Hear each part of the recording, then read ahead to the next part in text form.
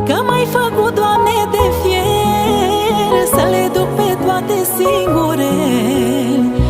Dar și omul obosește, ca și fierul ruginește. Dar și omul obosește, ca și fierul ruginește.